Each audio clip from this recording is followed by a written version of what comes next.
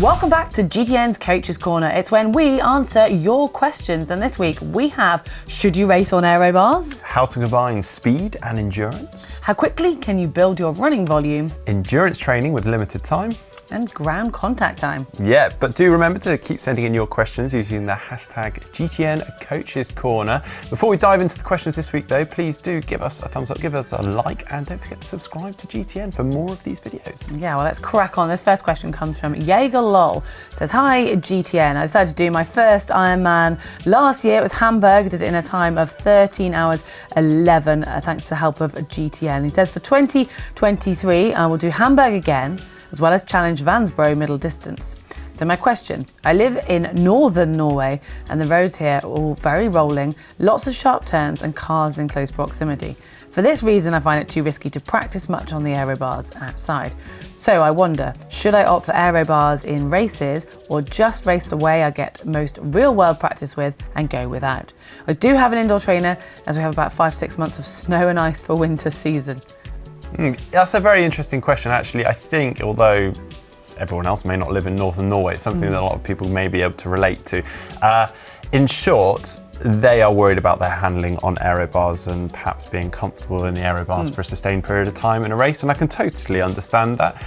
The benefits, as we have shown many times before, of Aero-Bars are phenomenal, and just for even short periods, even if it's just for 5 or 10 minutes, are massive. So if it was me, I would still advise you go with Aero-Bars. If you're riding a road bike with clip-on Aero-Bars, I mean, they're there. You can use them if you want to, and choose not to should you not want to. As I say, even if it's just for 5 or 10 minutes, you're going to get a big benefit from that. If you are opting to go for a TT bike, then yes, that's a bigger change. But I'd say that any issues you may have in handling are going to be pretty small over a triathlon. Very few triathlon courses are overly technical. Well, I think Hamburg is quite a straightforward course as it is, and you've still got the option, whatever type of bike you're on, you don't have to be on the Aero-Bars for all of it in the race. But when it comes back to your training, it sounds like you're doing a lot of time on the turbo, so we'd obviously recommend conditioning your body at least. Even if you're not getting the handling skills, you're getting used to being in the position, getting used to being strong enough to hold that, so you know that when it comes to race day, that element will at least cross over. And then if you haven't had that much practice, well, don't put yourself out of your comfort zone, but just ride on the Aero-Bars on the straight, flat bits where you are comfortable, and then you're still going to be getting the benefit all the time that you're doing that. And then any corners or any braking, obviously you need to go back to your base bars. So you can play around with that, and if you have had a chance to practice in the summer, those skills will stay with you. If you do get to your race a day or two early, then get out and practice. And it's, for me, I'd say it's as much about confidence than anything. I mean, I go back to my first half-distance triathlon, my first triathlon. I literally was given Aero-Bars from a friend the 2 days before, and I rode, having picked them up, I rode back and I managed to put one arm on, and I was like, that's about the level I got to. And then in the race, I rode on them loads, and yeah, and it's like, I think you've got adrenaline, and you'll just find that actually you'll use them and you regret not having them. So another thing as well, if you are doing most of your riding on a road bike, but you have your TT or triathlon bike on an indoor trainer, you can actually set your road bike up to a similar geometry.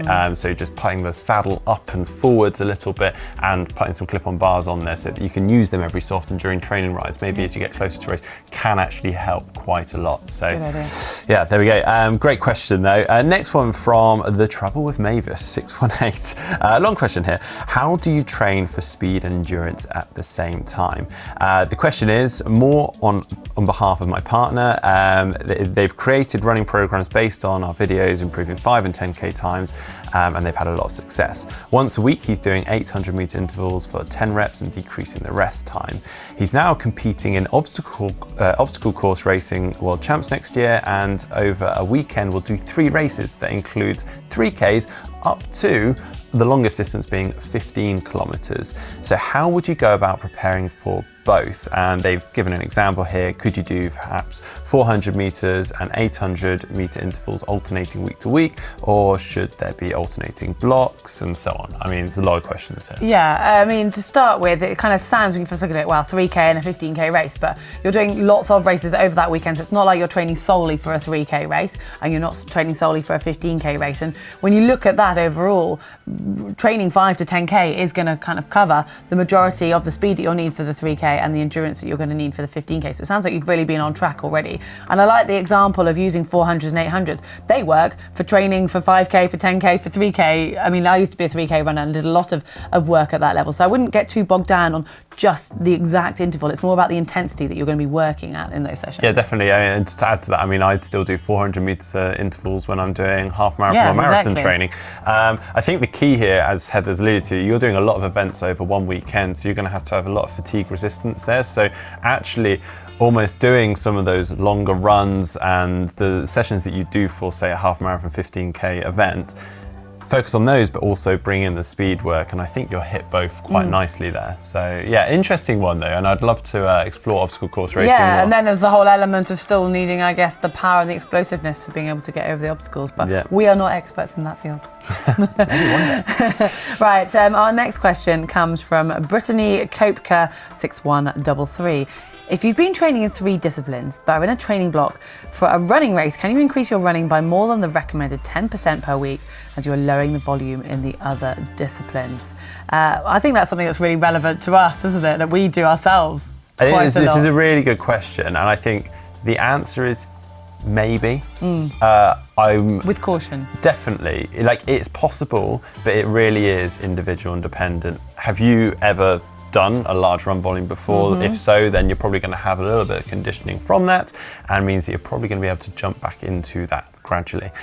If you haven't and you know that you're prone to injury, then you may not want to exceed that 10% rule that we sort of talk about from time to time. I think it also depends on how you're increasing that. Are you looking at volume? Are you looking at intensity? Because you could increase the volume by a bit more if the intensity sessions are staying the same, because it's the actual overall stress on your body, on your system. It's not just the distance, it's not just the time. So it's actually quite hard to measure that stress. Obviously, there's lots of apps and training metrics that you can use to look at that, but that's when a coach comes in really handy, I think, because they will start to know you and actually listen to the signs of whether you're pushing it too much or not, and also what the volume of the training and the intensity of the cycling and swimming you were doing beforehand. And I know I certainly, when I've had a block of doing other sports, I feel like I can up my running quicker, but then I know my body very well, so it's very hard for us to sit here and say what you should do. And I don't want to be going, go for it, and then someone comes back to us and says, oh gosh, you shouldn't. So another thing to think about when you are focusing on one discipline as a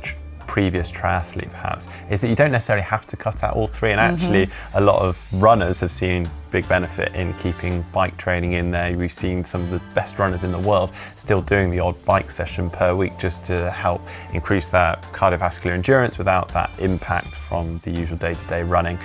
So it may be worth actually, rather than canning your biking altogether, keeping the odd session in there, and that helps to get your overall weekly volume up, albeit not necessarily all running. So. I mean, on that point, totally. I mean, even looking at doing something like the elliptical trainer in the gym, which I've done when I've wanted to up my volume training for an ultra, because it's just, you're still getting very similar benefits, but you're taking out the actual stress and impact on your body. And also mix up those runs, so do a bit more off-road, because that's, again, just a little bit less impact on the body. That's actually a big one. I know we could talk about this one forever, but a lot of people feel they've got to run on tarmac or the asphalt all the time.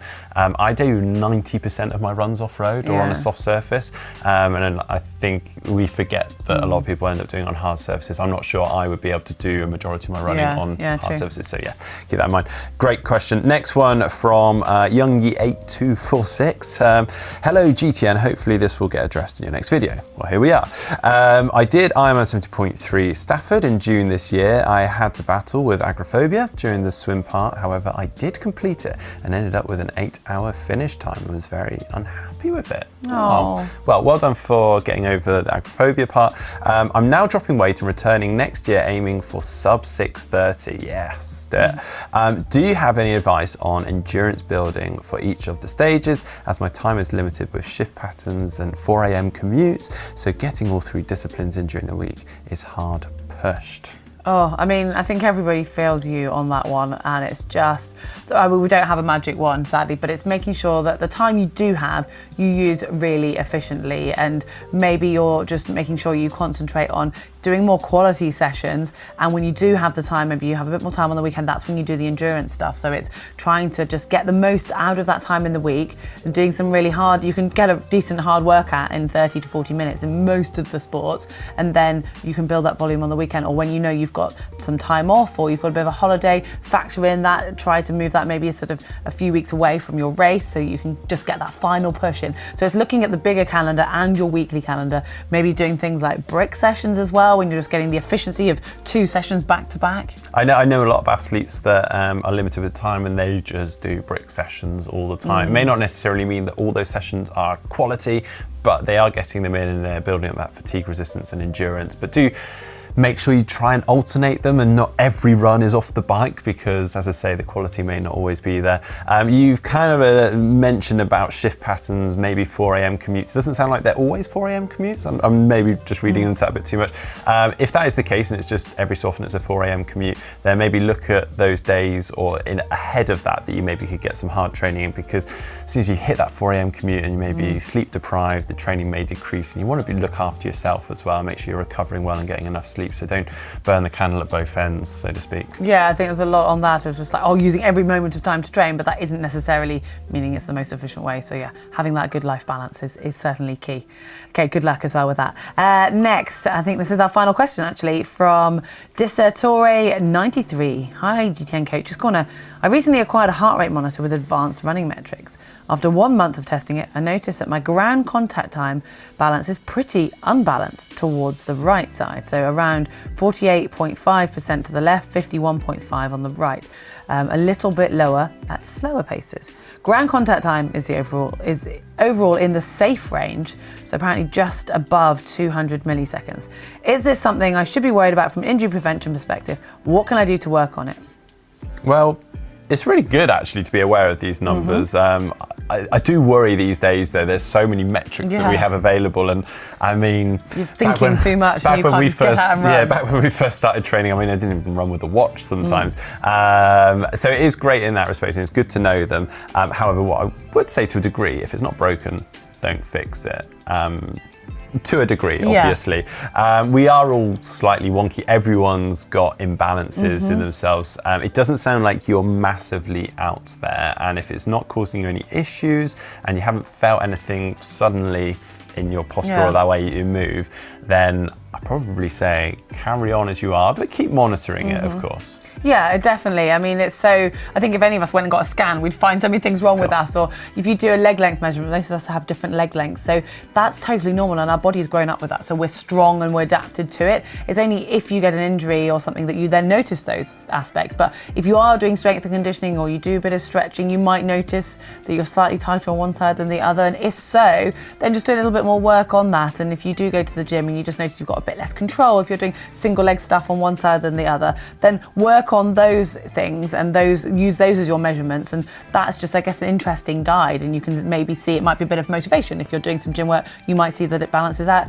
It might not at all, and your body might just be very good at compensating. Yeah, with these imbalances, because we've got the same on the biking, you can see your power distribution left and right. If you've only just spotted it, monitor it for the time being, see if it continues to drop off and the other one goes up. If so, then definitely you probably need to address there's something going on there. If it just stays the same, then that may just be how you are. But yeah, I noticed it with myself a while back when I was racing. My left started to drop off and it continued to do so, and it actually was linked with some tightness up around my hip and into my glute.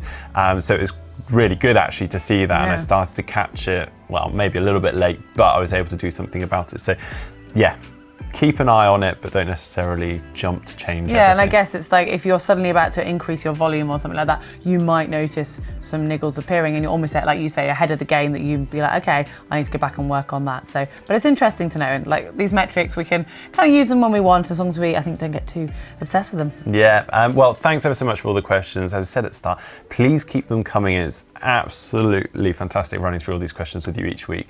Use that hashtag GTN Coaches Corner, and we'll see you next week.